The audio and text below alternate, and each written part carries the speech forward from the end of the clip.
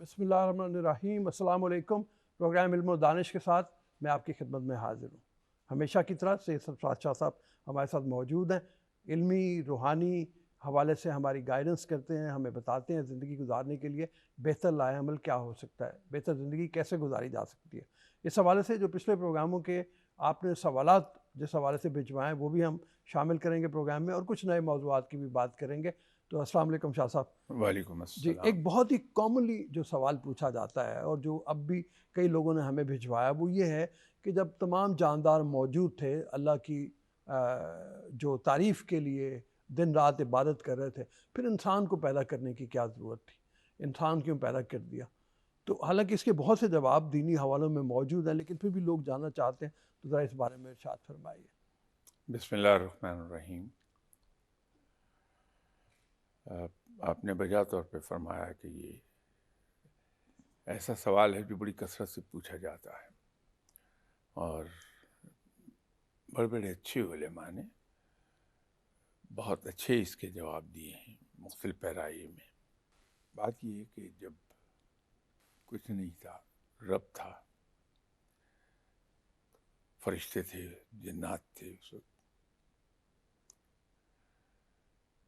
رب نے یہ چاہا کہ کوئی ایسی اس کی تخلیق ہو جس کے ذریعے سے وہ جانا جا سکے، تو رب تعالیٰ نے انسان کو پیدا کیا اور اس کو زمین پر اپنا نائب مقرر کر دیا۔ رب تعالیٰ قادر مطلق ہے۔ جب اس نے انسان کو اپنا نائب بنایا تو اس نے اسے پھر بالکل بے اختیار کر کے زمین پر نہیں اتارا، بلکہ اس کو بہت سی چیزوں کا اختیار دے دیا، جیسے اسے فریڈم آف تھاٹ عطا کر دی، پھر اسے فیصلے کی بھی قوت عطا فرما دی، اس میں آزادی دے دی اسے، اور فریڈم آف ایکشن بھی اسے عطا کر دی۔ یہ سب کچھ عطا تو کیا، لیکن اس کے ساتھ رب تعالیٰ نے انسان کو زمین پر زندگی گزارنے کی پیرامیٹر سیٹ کر دیے۔ انسان جب دنیا میں آیا تو اس کی ذہنی ارتقاء زمین کے حساب سے کوئی زیادہ نہیں ہوئی تھی۔ تو شروع کے جو پیغام رب تعالیٰ نے بھیجے اپنے پیغمبروں کے ذریعے سے، وہ اس وقت کے انسان کی ذہنی سطح کے مطابق تھے۔ جو انسانی ذہن کا ارتقاء ہوتا گیا، وہ پیغام ایڈوانس ہوتا چلا گیا۔ ہم یہاں کچھ لوگ تھوڑی سی غلط فہمی میں مبتلا ہوتے ہیں کہ ہم یہ سمجھتے ہیں کہ دین اسلام 1400 سال پہلے ہی آیا تھا۔ ایسا نہیں ہے۔ اس سے پہلے جو رب تعالیٰ نے اپنے بندوں تک پیغام پہنچائے پیغمبروں کے ذریعے، اور جو الہامی کتابیں اور صحیفے نازل ہوئے، وہ ایک کنٹینیویشن میں ایک ہی پیغام کو لا رہے تھے۔ اسی لیے اگر ہم قرآن کا جو پیغام ہے اس کو کمپیئر کریں بائبل پر، تورا پر، زورا پر یا دوسرے صحیح، ان کی جست ایک ہی نظر آتی ہے، اس لیے کہ وہ پیغام ایک ہی ہے۔ اور اسی لیے رب تعالیٰ نے جب قرآن پاک اتارا ہے تو یہ فرمایا کہ آج دین مکمل ہو گیا۔ تو یہ پیغام آتا رہا ہے اس زمانے کے لوگوں کے ذہنی سطح کے مطابق۔ تو وہ پیرامیٹرز بھی اسی طرح سیٹ ہوتے آئے ہیں. جب دین مکمل ہوا ہے، قرآن پاک ایک ایسی جامع کتاب بن گئی جس کو ہم بجا طور پہ اگر دنیاوی زبان استعمال کرنا چاہیں کہ وہ کانسٹیٹیوشن آف اسلام ہے. اس کے اندر تمام احکامات ہمیں ملتے ہیں، شروع کے اس کے جو سپارے ہیں وہ پوائنٹس بیان کر رہے ہیں، اور اس کی ایکسپلینیشن فالوئنگ پاروں میں مل جاتی ہے.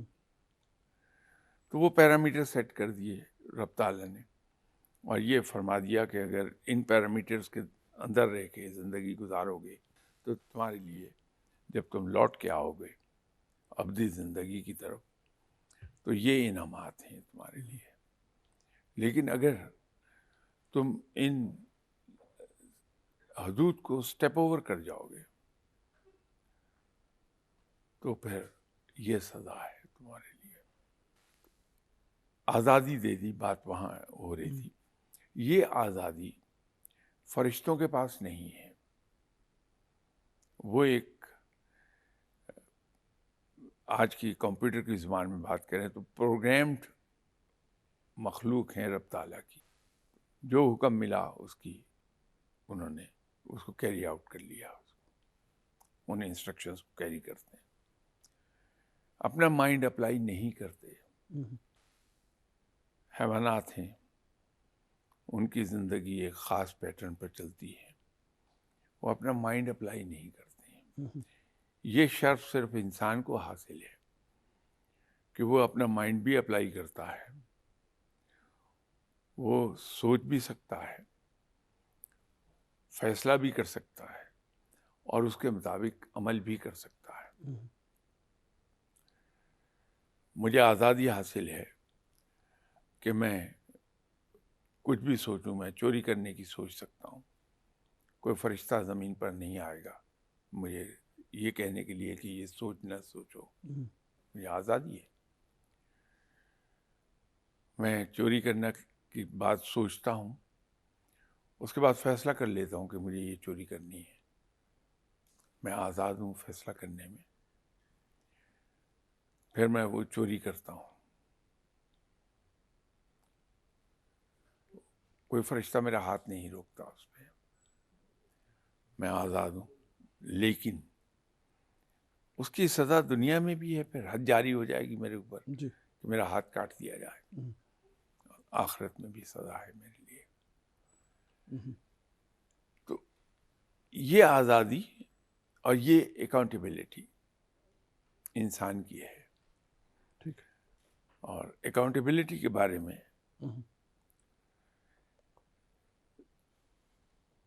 اکاؤنٹیبلٹی ہو ہی اس کی سکتی ہے جس کو اختیار حاصل ہے. جو بے اختیار ہے اس کی اکاؤنٹیبلٹی کبھی نہیں ہو سکتی. تو انسان کی اکاؤنٹیبلٹی ہے جو دنیا میں بھی ہو جاتی ہے اور آخرت میں تو ہوگی. تو روز حساب، اس لیے اس قیامت کے روز کو روز حساب بھی کہا جاتا ہے کہ قیامت کے بعد پھر جو اسٹیج سجے گا اور وہاں پھر اعمال کے فیصلے ہوں گے. وہ ہے اسی لیے کہ ہمیں آزادی حاصل ہے. ٹھیک.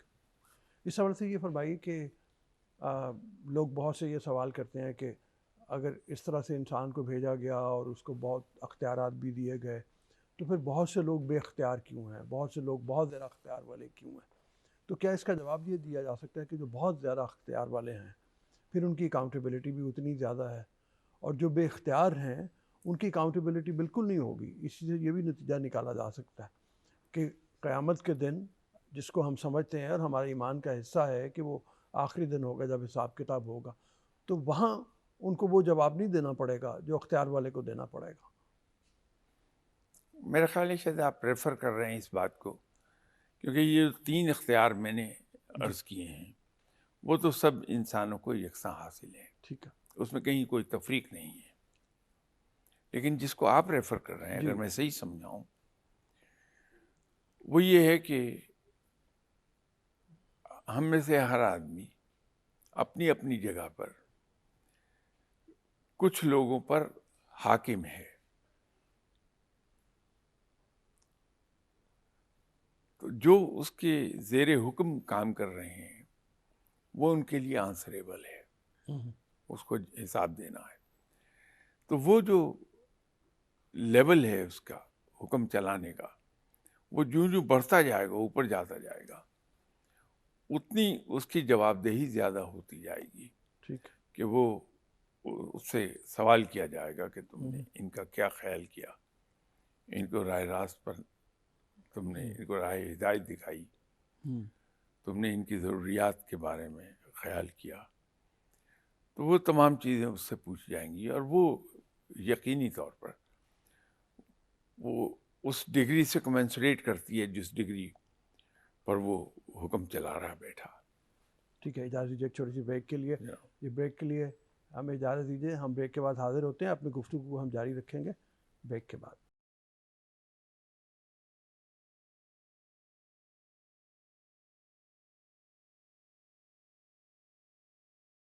لیکن جی بریک کے بعد جی آپ نے جیسے فرما دیا کہ کچھ لوگوں پہ ایک طرح کی حاکمیت ہو جاتی ہے، فوقیت ہو جاتی ہے. اس حوالے سے ان کا ظاہر ہے جب اختیار زیادہ ہوگا تو ان کی پوچھ گچھ بھی زیادہ ہوگی، اور جو نہیں ہے کم از کم اس کمی کا ان سے یہ کیا جا سکتا ہے کہ ایک ان کے لیے بڑی بڑی مبارک سی چیز ہے اس حوالے سے کہ ان کو اس حوالے سے سوال نہیں کیا جائے گا جو دوسروں سے کیا جائے گا. جی، جو ان سے اوپر کے بالکل. اچھا، یہ علم و فہم جو ہے یہ بھی اللہ تعالیٰ نے انسان کو دیا جو دوسری مخلوق کو اس طرح سے نہیں دیا گیا.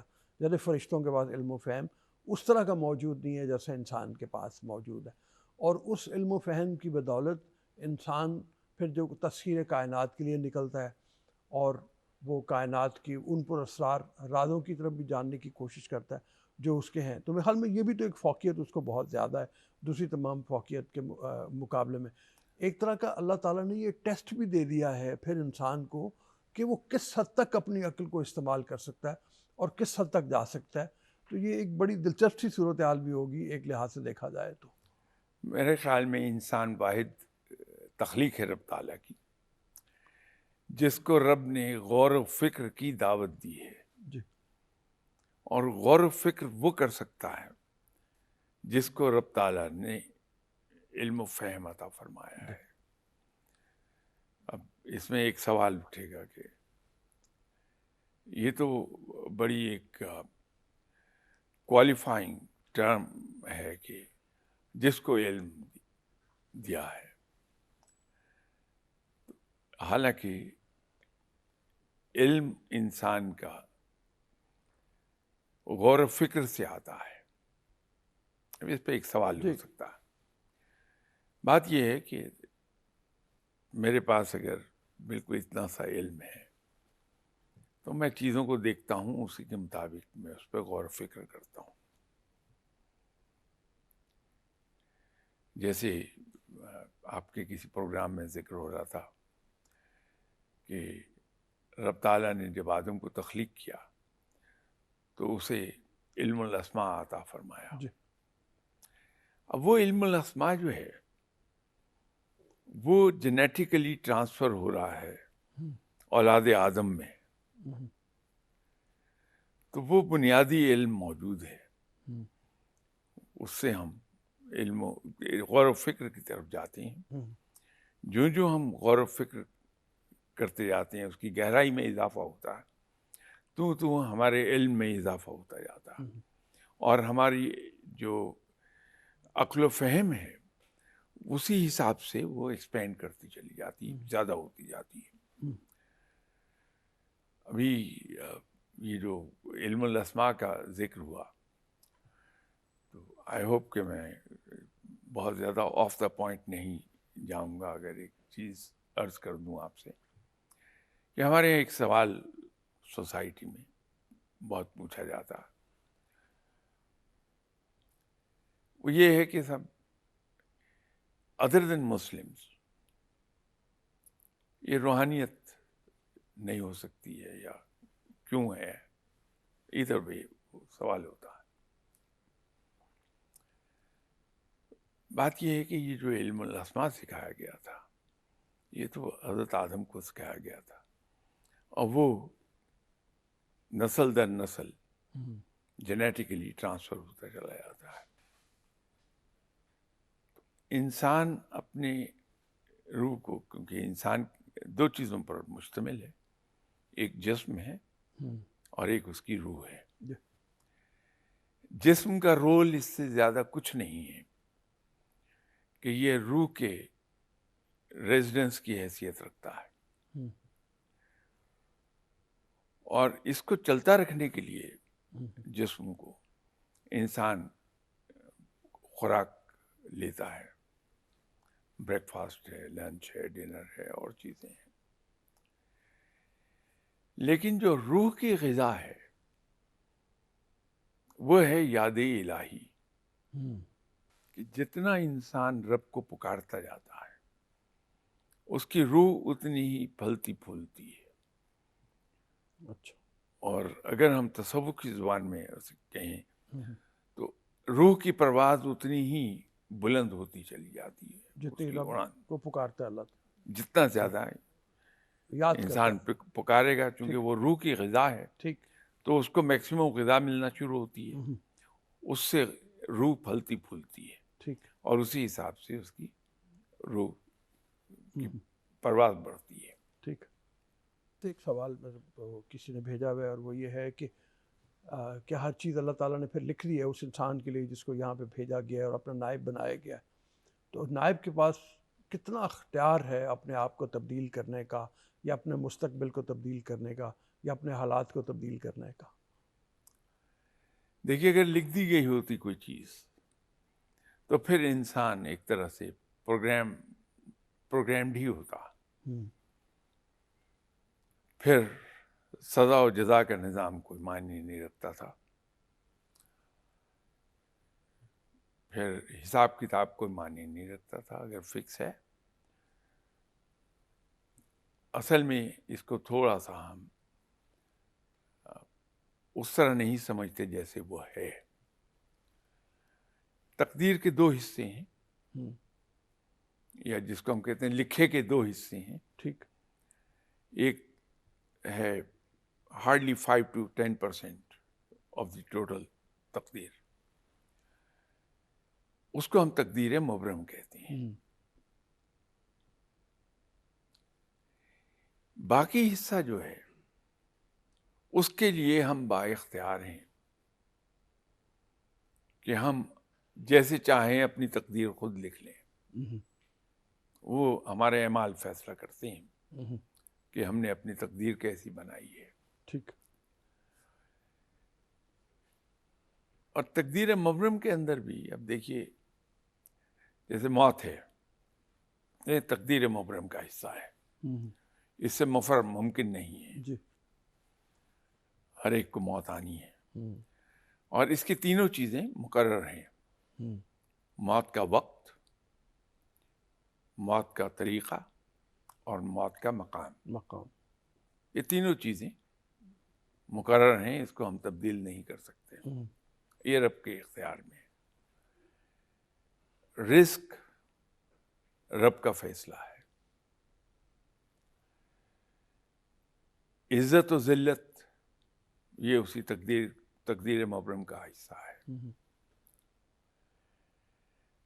عجیب بات یہ ہے کہ میں یہ کہتا ہوں کہ میرا رازق رب ہے، اور بڑا ببانگ دوہل میں کہتا ہوں یہ بات کہ میرا رازق میرا رب ہے. میں ایک اور چیز بڑے ببانگ دوہل کہتا ہوں کہ میری زندگی اور موت سب اللہ کے ہاتھ میں ہے. کوئی آدمی مجھے نہ زندہ رکھ سکتا ہے نہ مار سکتا ہے. یہ سب میرا رب ہے. تیسری چیز جو میں کہتا ہوں، میں یہ کہتا ہوں کہ یہ دنیا والے کیا مجھے عزت دیں گے؟ عزت و ذلت میرے رب کے ہاتھ میں ہے. یہ میں بڑا لاؤڈلی یہ بات کہتا ہوں. لیکن عجیب چیز یہ ہے کہ وہ چیزیں جن کے بارے میں میرا ایمان یہ ہے کہ یہ میرے رب کے ہاتھ میں ہے، میں انہی باتوں کی وجہ سے خلق خدا سے ڈرتا ہوں. میں اپنے باس کی وہ احکامات جو مجھے نہیں ماننے چاہیے وہ بھی میں مانتا ہوں، صرف اس لیے کہ مجھے نوکری سے نہ نکال دے، ہوں، صرف اس لیے کہ یہ مجھے ترقی دے دے گا۔ تو کوئی بھی آدمی مجھے میرے رزق کے چھیننے کی دھمکی دے کہ مجھ سے اپنے غلط احکامات منوا سکتا ہے۔ ہوں،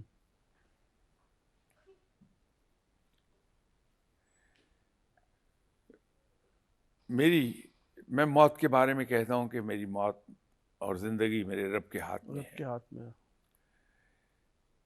لیکن میں کوئی بھی غلط احکامات، کسی کی بھی انسٹرکشنز، کسی کا بھی کہنا مان لوں گا اگر وہ مجھے جان سے مارنے کی دھمکی دے، میری کنپٹی پر پسٹل رکھ دے، ہوں، پسٹل پوائنٹ پر وہ مجھ سے منوا لے گا۔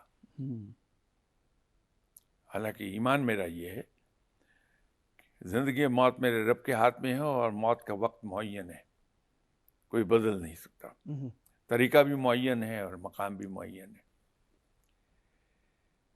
لیکن میں مرنے کے خوف سے غلط کام کر لوں گا۔ ہوں، اسی طرح اگر کوئی آدمی مجھے یہ کہے کہ میں تمہارے خلاف پروپگیٹ کروں گا دنیا میں اور تمہیں ذلیل کر دوں گا، تو میں اپنی عزت کے ڈر سے اس کی کوئی بھی بات مان جاؤں گا۔ ہوں، یہ نکتہ، اس پہ بہت غور کیا جانا چاہیے جی بالکل صحیح ہے۔ کہ جب ہم یہ کہتے ہیں کہ یہ تقدیر مبرم کا حصہ ہے، میرے رب کے ہاتھ میں ہے، ہوں، تو میں پھر خوفزدہ کیوں ہوتا ہوں ان ہوں، چیزوں سے؟ ہوں، بالکل صحیح فرما رہے ہیں آپ۔ تو بات تھوڑی سی آف دا پوائنٹ ہو گئی ہوں، کہ 5 to 10% حصہ جو ہے تقدیر کا، وہ تقدیر مبرم ہے، وہ باقی بھی اللہ نے اختیار مجھے دیا ہے کہ میں اپنی تقدیر کیسے لکھوں۔ ٹھیک۔ یہ ضرور ہے کہ چونکہ اللہ کے حکم کے بغیر پتہ نہیں ہلتا، ہوں، کنٹرول، الٹیمیٹ کنٹرول رب کا ہے۔ میری عقل محدود ہے، میں I just can't see beyond my nose۔ ہوں، ہوتا کیا ہے کہ اپنی کم عقلی کی وجہ سے میں کچھ چیزوں کو اپنے لیے فائدہ مند سمجھ لیتا ہوں جو کہ در حقیقت فائدہ مند نہیں ہوتی نہیں ہے۔ ہوتی۔ میرا رب اس کو جانتا ہے۔ ہوں، تو میری جو محنت ہے بعض اوقات وہ پھل نہیں دیتی ہے مجھے جس کی مجھے توقع ہے، ٹھیک۔ لیکن اس کا مطلب یہ نہیں ہے کہ میری محنت رائے گاں گئی۔ رب تعالیٰ کسی کی محنت اپنے ذمہ ادھار نہیں رکھتا، اس کا پھل کسی اور جگہ دے دے گا۔ وہ ہوں، بہت سی چیزیں مجھے زندگی میں حاصل ہوئیں، آپ کو ہوئیں، دوسروں کو بھی، جو بغیر محنت کے حاصل ہو گئی، ہمیں از خود آ گئی۔ ہوں، تو رب تعالیٰ کسی کی محنت کو اپنے ذمے نہیں رکھتا ہے، ٹھیک۔ اس کا صلہ بڑھا چڑھا کے دیتا ہے۔ ہم اپنی تقدیر اور اس کو ایسی تقدیر لکھنے پر ہم قادر ہیں جو ہمیں دنیا میں بھی باعزت کر دے اور آخرت میں بھی۔ ٹھیک۔